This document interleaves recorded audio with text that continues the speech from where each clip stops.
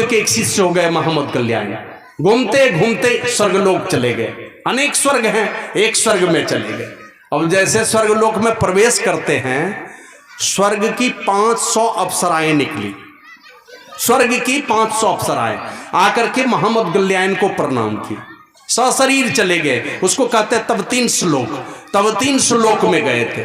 तो 500 अप्सराओं ने प्रणाम किया और प्रणाम करके पूछा कि भगवान आप मृत्यु भुवन से आए हैं, देख लिया मनुष्य शरीर वाला है। बोला कि हाँ। बोला कि ऐसा है, ये जो आलीशान मकान बन रहा है ना, ये काशी के नंदू सेठ के लिए बन रहा है।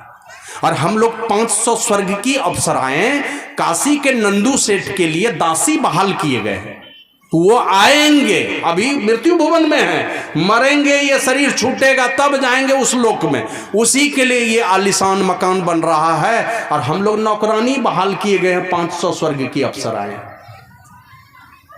वो आलीशान मकान जो बन रहा था, पूछा कितना लंबा चौड़ा है? बोला 400 कोस लंबा है, माना 100 योजन, 100 योजन चौड़ा है और 60 कोस 60 योजन ऊंचा है, माना 240 कोस ऊंचा और 400 कोस लंबा चौड़ा। एक मकान बन रहा था काशी के नंदू सेठ के लिए। अब मोहम्मद कल्याण वहां से आकाश मार्ग से विचरण करते हुए भगवान बुद्ध के पास आए और भगवान बुद्ध को पूछा कि भगवान ऐसा कुछ हो सकता है कभी क्या कि इसी मृत्यु भुवन में कोई संसार में अभी जीवन व्यतीत कर रहा है और उसके लिए ऊंचे लोकों में पहले से घर बन के तैयार हो जाए? बोला मोहम्मद कल्याण जब अपनी आंखों से देख के आए हो तो मुझसे क्या पूछते हो? हमने भी उस मकान को बनते हुए देखा है। भगवान बुद्ध कहते हैं हमने भी देखा है। बोला ऐसा कैसे हुआ? तो भगवान बुद्ध ने उपदेश किया, जब विदेश से किसी का बेटा कमाकर लौटता है, बढ़िया कमा के जब आता है, तो उनके बाल बच्चे परिवार के लोग अगुवानी करते हैं कि नहीं करते? उसको अपनी भाषा में समझिए, कोई जान जाएगा मेरा बेटा 1 करोड़ कमा के आ रहा है तो स्कॉर्पियो गाड़ी भागलपुर स्टेशन पे भेज देगा, नहीं तो पटने हवाई अड्डा पर भेज देगा। उसी प्रकार कोई भी नर हो कि नारी अगर पुण्यात्मा पुरुष है तो उनके द्वारा किया गया कोई भी शुभ कर्म ऊंचे लोकों में पहले से अगुवानी करता है, पहले से अगुवानी में लगा हुआ का। वो स्वर्ग की अप्सराएं वहां लगी हुई हैं और ये जो नगर बन रहा है, बोला वो घर क्यों बन रहा है? तो कहा कि एक छोटा सा बौद्ध विहार बनवाया काशी के नंदू सेठ ने और कई भिक्षुओं के साथ में मुझे भी आमंत्रित किया। और वो छोटा सा बौद्ध विहार जिसको सत्संग मंदिर कहिए, वो छोटा सा बौद्ध विहार भिक्षु लोगों को दान दे दिया। 500 साधु को बुलाया था, वो भोजन कराए, इसलिए उसके लिए पहले से ये आलीशान मकान बन करके तैयार है। और कहा पाप कर्म ठीक उसी प्रकार जैसे बैल के पीछे में बैलगाड़ी का चक्का चलता है और बैल को अपने से खींच के ले जाना पड़ता है, उसी प्रकार पाप का फल उसी तरह पीछे पीछे चलता है जो जीवों को स्वयं ढोना पड़ता है। और पुण्य का फल वो पहले से अगुवानी करता है ऊंचे लोकों में। तो इसलिए दान का भाव, माना चरित्रवान हो, मुक्त हस्त से दान देने वाला गुण हो और मधुर स्वभाव हो, ये शीलता है, ये सत्यता और शीलता नहीं टूट करके गिरने वाला दृढ़ ध्वजा और पताका है। माना दुनिया में लहराता रहेगा उनके कीर्ति का झंडा, उनके जस का झंडा, उनके चरित्र का झंडा, उनके दान का झंडा लहराता रहेगा। राजा बलि चले गए तो बलि के जैसा आज तक दानवीर नहीं कोई, कर्ण के जैसा दानवीर नहीं कोई, है ना। छत्रपति शिवाजी आए, वैष्णव धर्म सनातन संस्कृति के रक्षक के रूप में छत्रपति शिवाजी, महाराणा प्रताप, इन लोगों का नाम अग्रगण्य हो जाता है। तो उसी प्रकार लहराता रहेगा दुनिया में, लहराती रहेगी आपकी कीर्ति। फिर आगे कहते हैं बल विवेक दम परिहित घोरे।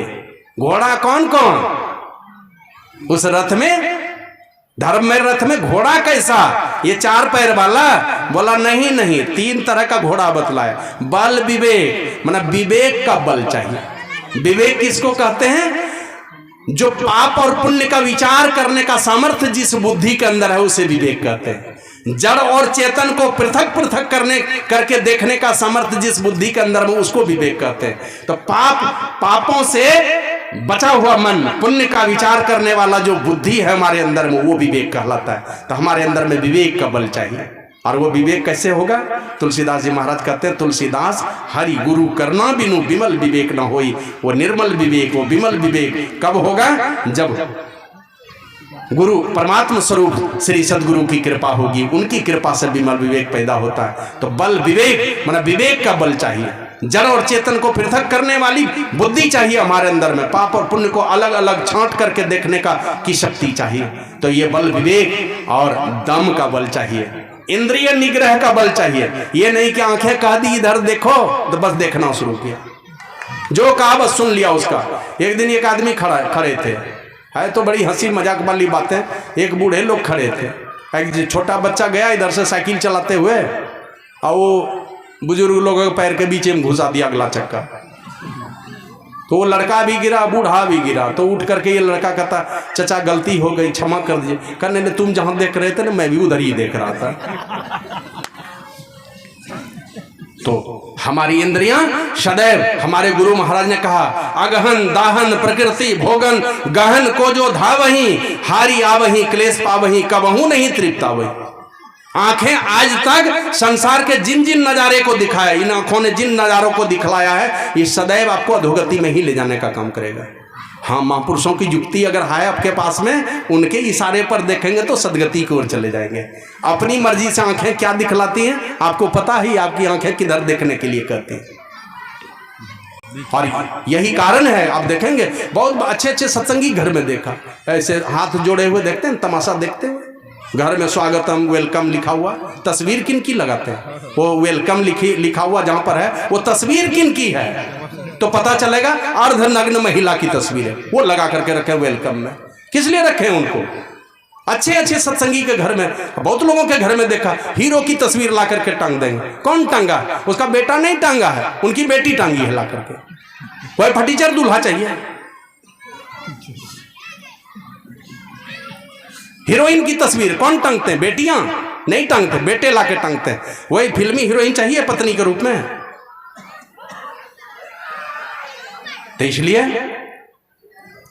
विवेक का बल चाहिए और इंद्रिय निग्रह का बल चाहिए। हमारी इंद्रियां जिस तरफ जा रही हैं, हमारे गुरु महाराज ने कहा अगहन दाहन प्रकृति भोगन गहन को जो धावही हारी आवही क्लेश पावही कबहू नहीं तृप्त आवही। धोखा खाओगे। भोगन सकल प्रत्यक्ष रोगन, जो भी आंख के द्वारा जो भी भोग भोगना चाहते हो, कान के द्वारा जो भी भोगना चाहते हो, जिह्वा के द्वारा जो भोगना चाहते हो, त्वचा के द्वारा जो भोगना चाहते हो, सब रोग है रोग। अगर उस तरफ मन जा रहा है इसका मतलब मन आपका रोगी है। उस रोगी मन को निरोगी बनाने के लिए संतों का सानिध्य चाहिए ही चाहिए, यहीं आकर के निरोगी होगा। और जब तक मन रोगी होगा का पूर्व जन्म के पाप से हरि चर्चा ना सुहाए, हरि चर्चा सुहाएगी नहीं, सुनना भी नहीं चाहेंगे। और जैसे ज्वर के जोर से भोजन की रुचि जाए, बुखार रहेगा तो भोजन की रुचि चली जाती है, उसी प्रकार मन अगर रोगी है परमात्मा की चर्चा सुहाएगी नहीं, अच्छी नहीं लगेगी, सत्संग अच्छा नहीं लगेगा, साधु संतों का दर्शन अच्छा नहीं लगेगा। दिन दिन भर मोबाइल टीवी देखते रहेंगे, साधु संतों की संगति में नहीं जाएंगे, कभी आस्था और संस्कार चैनल नहीं खुलेगा देखने के लिए, दूसरा चैनल खुलता रहता है। तो इसलिए विवेक का बल चाहिए, इंद्रिय निग्रह का बल चाहिए और परोपकार का बल चाहिए, दूसरे का उपकार हो जाए, है ना। हमेशा उपकार, दूसरे का उपकार का भाव हो, लोगों का कल्याण हो जाए। और आया है रामचरितमानस में लिखा संत हृदय नवनीत समाना, कहा कविन पे कहीं न जाना, निज परिताप द्रवई नवनीता, पर दुख द्रवई संत सुपुनीता। संत हमेशा दूसरों के दुख से दुखी होते हैं। वृक्ष कबहू नहीं फल बके, नदी न संचय नीर, परमारथ के कारणे साधुन धरा शरीर। सदैव साधु संत लोग परमार्थ के लिए शरीर धरते हैं। तो हमारे अंदर में इंद्रिय निग्रह का बल चाहिए और परोपकार का बल चाहिए। इंद्रिय निग्रह कैसे होगा? तो हमारे गुरु महाराज ने कहा आओ वीरो मंत्र बनो, अब जेल तुम्हें तजना होगा, मन निग्रह के समर क्षेत्र में सन्मुख फिर डटना होगा। अगर इंद्रिय का निग्रह करना चाहते हो, सारे इंद्रियों का मालिक होता है कौन? वो होता है मन का। मन पर लगाम लगाओ। मन जिस दिशा में जा रही है मन को रोको। मन रुकेगा, मन ही कहेगा आंख को कि नहीं उधर नहीं देखना है, तो आंख कहेगा चलो बंद कर लेते हैं। मन कहेगा इनकी बातों को नहीं सुनना है, कान में उंगली डलवा देगा, कान में उंगली डाल दो। मन कहेगा ये नहीं खाना है, हाथ बढ़ना भी चाहेगा तो हाथ पीछे लौटाएगा, क्योंकि मन कह रहा है। मन है मालिक, गुलामी करती है सारी इंद्रियां का। मन का निग्रह कर लो। और मन का मेल है दृष्टि के साथ में। दृष्टि हमारी जिधर जाती है मन हमारा उधर ही जाता है। दृष्टि पसरी है, मन पसरा है। दृष्टि सिमटी है तो मन सिमट जाएगा। तो कहा कि मन का निग्रह करना चाहते हो तो दृष्टि का निग्रह करना। इसी के लिए एक बिंदुता का साधन है। गुरुपद धर कर ध्यान से शुरू, दृष्टि अड़ा दो सुषमन में। पहले गुरुपद का ध्यान करो, गुरु मूर्ति का ध्यान करो, और दृष्टि को सुषुम्ना में गुरु के इशारा लेकर के, गुरु का दीक्षा लेकर के दृष्टि को सुषुम्ना में स्थिर करो। गुरुपद धर कर ध्यान से सूरो, दृष्टि अड़ा दो सुखमन में। अब मन की चंचलताई से, बार बार मन भागेगा, चंचलताई से बचाओ उस मन को। भागे हुए मन को समेट समेट करके ला करके ध्येय पर लगाना है। तो मन की चंचलताई से बल कर करके बचना होगा, मन की चंचलताई से बचाना होगा। ये बार बार करते करते करते जैसे दृष्टि सिमटेगी, सारी इंद्रियां निश्चेष्ट हो जाएंगी, सारी चेतन धारा आकर के केंद्रित हो गई। एक बार पूज्य बाबा बता रहे थे, एक आदमी घर में डकैत घुस गया। बोला चाबी निकालो, चाबी नहीं दिया। बोला गोली मार देंगे, दो चाबी। बोला नहीं देंगे चाबी। अब उसको लगता था इतनी कमाई हुई संपत्ति सब लेके चला जाएगा। जैसे सीधा किया पिस्टल ना, पकड़ लिया। अब जैसे पकड़ा, अब इतनी शक्ति कहां से आई कि फायरिंग कर दिया। फायरिंग करने पर आवाज भी हुई और वो पिस्टल छोड़ करके उस डकैत को भागना पड़ा उनके घर से। पिस्टल छोड़ के भागना पड़ा, पिस्टल उनके हाथे में रह गया। पिस्टल लेने के लिए घुटना में मार मार करके चूर कर दिया, ये हाथ चूर कर दिया, घुटना चूर कर दिया, लेकिन पिस्टल नहीं छोड़ा। अंतिम में पिस्टल छोड़ करके भाग गया। तो पूज्य बाबा शाही स्वामी जी महाराज के पास बाद में पता चला कि डॉक्टर के पास ले गया, तब दोनों हाथ खोला गया, उनको अलग किया गया। अब बाद में जब घुटने में काफी चोट लगी थी तो पूज्य बाबा बोले कि जिस गुरु महाराज की कृपा से आपकी जान बची है, उसी गुरु महाराज की कृपा से आप भले चंगे भी हो जाएंगे। कुछ नहीं करना है आपको, साधारण डॉक्टर से दिखा लीजिए और गुरु महाराज का जाप करते रहे, भले चंगे हो गए। वो सारी शक्तियां आकर के सिमट जाती है दोनों हाथों में। उसी प्रकार सारी चेतन धारा सिमट करके दोनों दृष्टि धाराओं के माध्यम से सुषुम्ना में जाकर के सिमटती है। जैसे सिमटेगी तो देखते मेन स्विच में ही लाइन काट देते हैं, तो वायरिंग किया हुआ है, लाइन ही कहीं नहीं जा रही है। सारी इंद्रियां निश्चेष्ट हो जाएंगी, सब इंद्रियां निश्चेष्ट हो गई तो इंद्रियों का निग्रह हो जाएगा। अब आंखें देख रही हैं, आंखें देखेंगी, लेकिन उसका कोई प्रभाव उसके ऊपर में नहीं पड़ेगा, क्योंकि वो इंद्रियां काम ही नहीं कर रही। चेतन धारा सिमटी हुई है, सुषुम्ना जैसे आज्ञा चक्र जैसे क्या कहते हैं, मेन स्विच में जाकर के टिक जाती है। तो ये कहते हैं विवेक, ये हमारे अंदर में इंद्रिय निग्रह का बल हो और परोपकार का बल हो, सदैव संसार के कल्याण की भावना हो। आप जानते एक दिन नारद बाबा चले जा रहे थे, देखा आकाश मार्ग से जा रहे हैं, बहुत सारी स्वर्ग की अप्सराएं स्नान कर रही थी, नंगे स्नान कर रही थी। दो बालक खड़ा है, वो कौन था? धन कुबेर का बेटा मणिग्रीव और नलकुबर, दोनों भी नंगे होकर जल क्रीड़ा कर रहा था। और नारद बाबा जैसे आकाश मार्ग से जा रहे थे तो सारी स्वर्ग की अप्सराएं देख ली, भागो नहीं तो ये छोड़ेगा नहीं, दे देगा साफ। तो डर के मारे जल्दी वहां से सरोवर से निकल के सब कपड़ा पहन ली। अब वो दोनों बालक खड़ा रहा नीटलज की तरह। नारद बाबा कहे कि ये दोनों बालक ये श्रीमद और ऐश्वर्य मद के कारण अंधा हो गया। श्रीमद कहते हैं धन का अभिमान, ऐश्वर्य मद कहते हैं पद का अभिमान। धन और पद के अभिमान में सबसे ज्यादा अंधा होता है लोग, तो बच के रहिएगा जरा। यह अभिमान ही भगवान का भोजन है, तो जरा बचाइएगा। बड़े बड़े इस धरती पर एक से एक धनवान लोग आए, जरा बच के रहिएगा उनसे। और वो सारा धन आपको अधोगति में ही ले जाएगा। वो धन की आसक्ति आपके अधोगति का ही कारण है। श्री सद्गुरु महाराज की जय। तो कहते हैं इनके इस बीमारी का, इस मोतियाबिंद का मैं अभी तुरंत इलाज करता हूं। ये दोनों अंधा हो गया है श्रीमद और ऐश्वर्य मद के कारण, और दोनों को साप दे दिया कि निर्लज पेड़ की तरह निर्लज होकर के खड़ा है, मैं तुमको साप देता हूं, दोनों पेड़ बन जाएगा मर करके। और ऐसा हुआ। धन कुबेर का बेटा मणिग्रीव और नलकुबर, ये दोनों बेटा नंद बाबा के द्वार पर अर्जुन का पेड़ बनकर के यमलार्जुन के नाम से विख्यात हो गए। तो जाते जाते यही पूछा कि भाई भगवान हमसे गलती तो हुई है, लेकिन हमारा उद्धार कैसे होगा? बोला जिस दिन कृष्ण भगवान का अवतार होगा, वो अवतार लेंगे, तब तुम्हारा उन्हीं की कृपा से उद्धार होगा। अब कृष्ण भगवान को आना नहीं है यहाँ पर, लेकिन नारद बाबा बोल रहे हैं वो आएंगे तब तुम्हारा उद्धार होगा। मैंने कृष्ण भगवान के आने का कारण बन गया नारद मुनि का साप, कारण बना। और वो साप दिया, और यही हुआ कि जसोदा मैया उखल में जिस बांध के रखी थी, तो कृष्ण भगवान दोनों पेड़ के बीचे से पार हो गए। उखल फंस गया दोनों पेड़ में, थोड़ी जोर लगा करके खींच दी तो दोनों पेड़ धराशायी हुआ, दोनों से दिव्य बालक खड़ा हो गया सामने में और प्रणाम किया कृष्ण भगवान को। तो पूछते हैं तुम कौन हो? कहा कि भगवान आपको तो सब पता है, मैं नारद ये धनकुबेर का बेटा हूँ, मणिग्रीव और नलकुबर। और नारद बाबा से तो हमने बहुत बड़ी गुस्ताखी की थी, लेकिन उनका ऐसा उपकार हुआ हम दोनों के ऊपर कि आप जैसे भगवान का दर्शन मैंने तो कब को होने वाला था, माना कभी नहीं होने वाला था आपका दर्शन हम लोगों को। तो हमारे अंदर में परोपकार का भाव होना चाहिए, कुछ भी करें उसके पीछे में कभी अहित छिपा हुआ नहीं होना चाहिए। तो बल विवेक दम परहित घोड़े, क्षमा कृपा समता रस जुड़े, क्षमा कृपा और समता की रस्सी से जुड़े होने चाहिए। माना सदैव क्षमा का भाव, गलतियां होती हैं उसको ढोल करके क्या करेंगे। एक बार यही सबौर में एक आदमी ने लगाया आम का बगान, कम से कम 500 गाछ लगाया होगा, और एक आदमी से दुश्मनी थी, सब पेड़ काट दिया। शाम के समय में अंधेरी रात में सब पेड़ काट दिया। अब काट दिया तो 40 वर्ष गुजर गए। 40 वर्ष के बाद जब वो मरने लगा, मरणासन अवस्था में थे, तो जिसने पेड़ लगाया था उसको बुलाया। अब बुला करके कहता भैया हमको क्षमा कर दीजिए। कहा क्यों? बोला आपने जो 500 पेड़ लगाया था, हम सब पेड़ हमने ही काट दिया था कुल्हाड़ी से, और जिस तरह कुल्हाड़ी से हमने पेड़ काटा था ना, जमदूत मेरे सीने पर ही वो कुल्हाड़ी पटक रहा है। कहा तुम उससे क्षमा मांगो, नहीं तो छोड़ेंगे नहीं, देते रहेंगे इसी तरह चोट तुम्हारे ऊपर, इसलिए क्षमा कर दीजिए हमको। अब जैसे बोला कि ठीक है मैं क्षमा करता हूँ, तुरंत प्राण पखेरु उड़ गया उसका, मर गया वो। इसलिए क्षमा, और साथ ही साथ क्षमा के साथ में आपकी कृपा हो उनके ऊपर, क्षमा तो कीजिए लेकिन कृपा होनी चाहिए। सदैव आपके अंदर दया का भाव, कृपा का भाव होना चाहिए। कुछ भी गलती सही हो, सदैव क्षमा का भाव, और ये सारा गुण जो अपने अंदर में समा करके रखता है, इनके संकल्प से सारा काम होता है। जो चाहेगा, चाहे अब जो परमात्मा का विधान बदल सकता है, वो एक रावण के हराने की क्या बात करता है, सारा विधान बदल सकता है। संत वचन पलटे नहीं, पलट जाए ब्रह्मांड। संत का वचन नहीं पलटता है, सारा ब्रह्मांड पलट देगा उनके अंदर में ये क्षमता।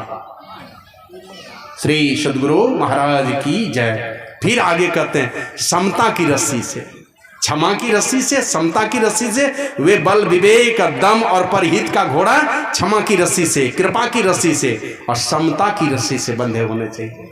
और समता आएगी कब? जब तक समत्व का साधन नहीं होगा।